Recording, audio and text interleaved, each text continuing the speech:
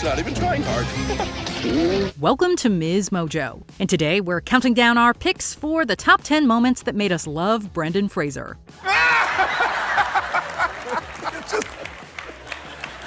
For this list, we're looking at roles, interviews, and deeds that gave this American-Canadian actor such a rooting factor.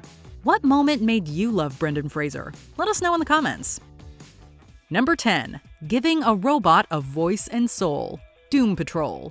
Fraser's current career renaissance arguably started with Robot Man, aka Cliff Steele. Are you a robot or? Here we go. He first provided the character's voice in Season 1 of Titans before being upgraded to a main player in Doom Patrol, which delves deeper into how he got that rusty body. His body was pretty much kaput.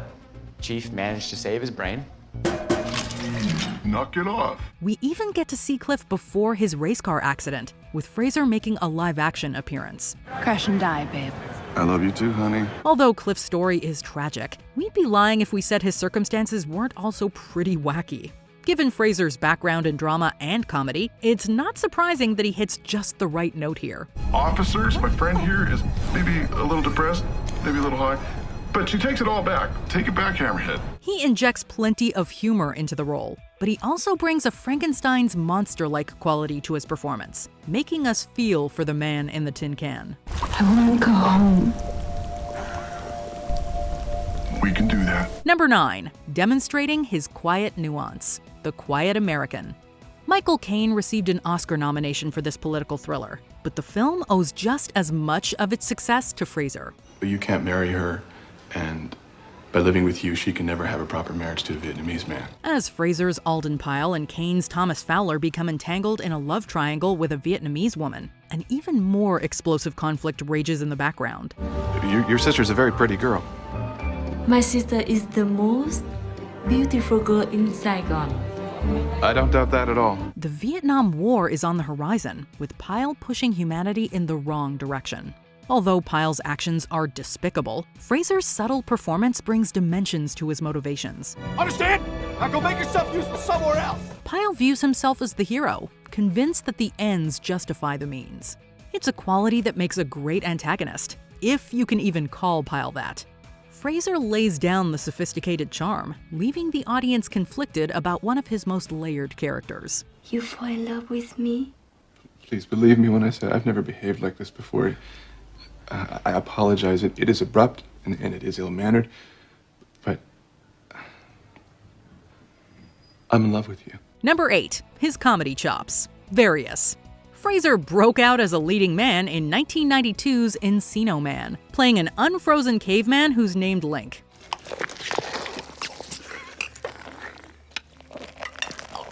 As you might expect, this silly premise was not tailored for critics, but the film and Fraser emerged as audience favorites. Showcasing his knack for playing the lovable doofus, Fraser landed similar roles in comedies like Airheads, in which he starred opposite Steve Buscemi and Adam Sandler. You see, that's just it. That's the way you guys think. Think everything's gonna happen to you. You gotta make it happen. He'd continue to shine as the fish out of water in films like Blast from the Past, but we would argue that the underrated Bedazzled is the best example of his comedy range. I wish that I were married to Allison and that I were very, very rich and very powerful. How's that sound? Sounds good to me. Making a deal with the devil. Nerdy social outcast Elliot goes from a powerful drug lord to a sensitive guy to an ultra-macho athlete. Fraser shines with every persona. Rather than get confrontational, why don't we all just sit down together, have some salad with dolphin-safe tuna, and see if we can't start a dialogue? Number 7. Making us cry with that tragic twist. Scrubs. If you ask any Scrubs fan what the saddest episode is, they'll say My Screw Up in a heartbeat. So, you still doing the whole kooky guy who brings his camera everywhere thing? Till the day I die. This is partially thanks to the Emmy-nominated script and Fraser's guest appearance as Ben. You guys wouldn't be keeping me here if there wasn't something potentially wrong with me, would you? No, we wouldn't. Introduced 2 seasons earlier, Ben helps Dr. Cox forgive JD and himself after a patient unexpectedly dies. Although there are clever clues spread throughout the episode, it comes as a genuine surprise and emotional blow when we learn that Ben was the late patient this entire time. People singing happy birthday to my son who have never even met him before, you know, the The whole routine. Where do you think we are?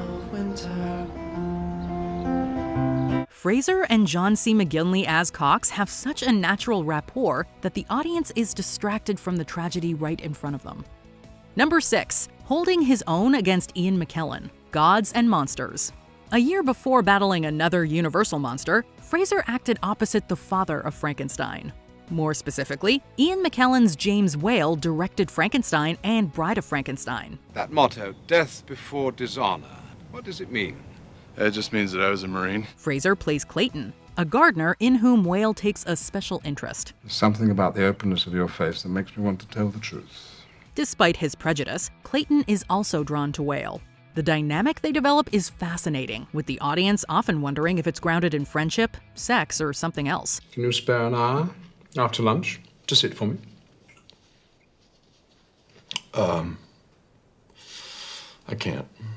Well, I'd pay you our going rate, plus whatever you would have got for the hedges. Writer-director Bill Condon takes an unconventional approach to monster movies, with Whale casting himself as the Mad Doctor, molding Clayton into his creature. The relationship goes to unexpected depths, with McKellen and Fraser delivering some of their finest performances. The air itself is filled with monsters. It's from one of your movies, right? Very good. The only monsters are here. Clayton may possess the physical build of Frankenstein's monster, but he's the most human character on screen.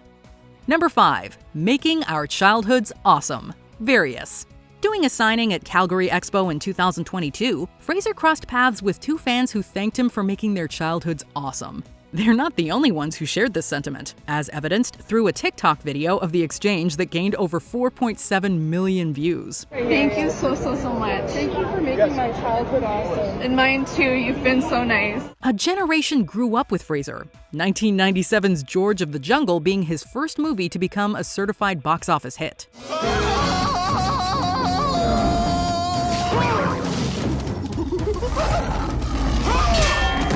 Although Looney Tunes Back in Action wasn't as financially successful, it's gained a cult following thanks in part to Fraser's meta role as a stunt double for, well, Brendan Fraser. Oh, I know you. Do I know him? You must be someone that I got fired. See, I get a lot of people fired. Even over a decade after swinging into trees, Fraser continued to entertain audiences of all ages with adventures like Journey to the Center of the Earth. Haven't you ever seen a dinosaur before? Not with skin on it! Number 4. Proving his dramatic range. School Ties. The same year he established his comedic talents in Encino Man, Fraser revealed his range as a dramatic actor in School Ties. You did this!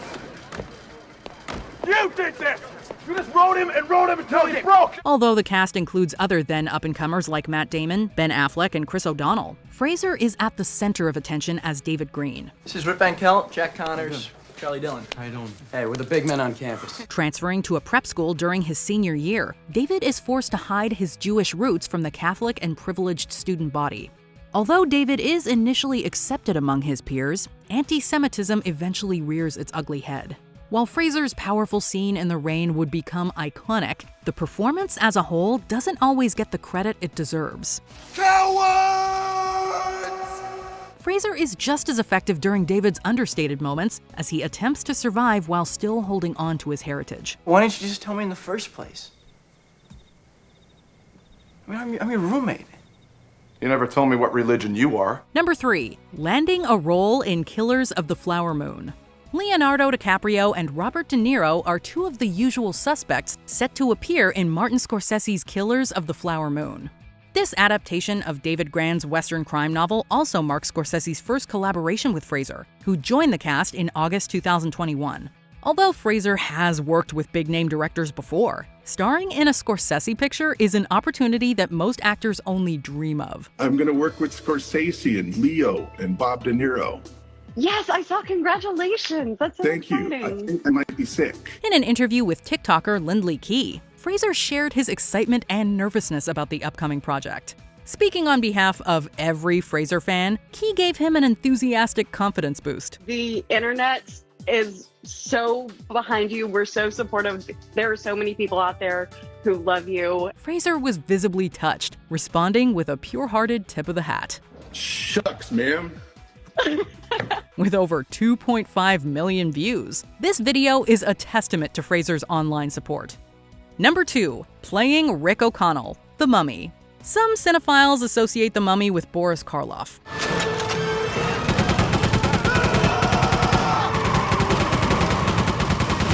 For viewers who grew up in the 90s and 2000s, though, this monster will always be synonymous with Fraser's Rick O'Connell.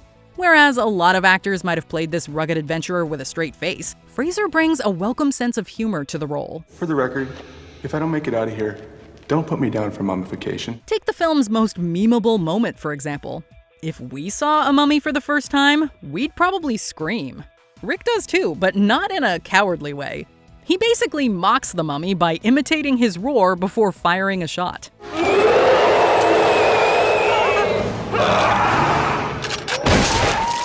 Fraser understood that this is a character who doesn't take himself too seriously, but he still makes room for growth as romance blossoms between Rick and Evelyn. Well, I guess we go home empty-handed. Again. I wouldn't say that. Please.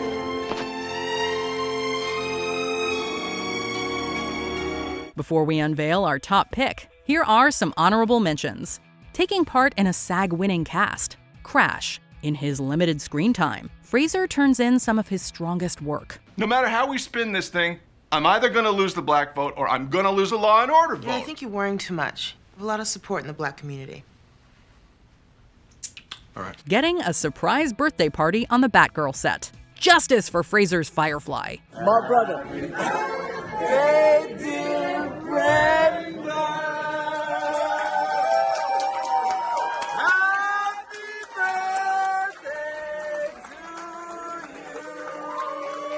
Rocking that cowboy hat. Trust us, it's a good look for him. The rich are not like us. They're different. Playing Fletcher McBracken, Still Breathing. With Fraser, it's a dream come true. I can see the person who you really are, not this person who you are pretending to be because something went wrong. I just can't be the person you want. It's too late. Playing Doug Jones, No Sudden Move. The comeback continues. No one gets hurt. 3 hours of work. For this, I'm offering you $2,000 now and 3 on the other end. Before we continue, be sure to subscribe to our channel and ring the bell to get notified about our latest videos. You have the option to be notified for occasional videos or all of them. If you're on your phone, make sure you go into your settings and switch on notifications. Number 1. Receiving a 6-minute standing ovation, The Whale. My journey to where I am now has been to explore as many characters as I can. Fraser has received what might be the best reviews of his career for his transformative performance in Darren Aronofsky's The Whale. Fraser plays Charlie, a 600-pound man attempting to reconnect with his estranged daughter before his bad health takes its toll. You need to be an incredibly strong person, physically, mentally, to inhabit that physical being. Premiering at the Venice International Film Festival in September 2022, The Whale was met with a 6-minute standing ovation. The round of applause was just as much for Fraser, who became teary-eyed as the audience expressed their support and admiration.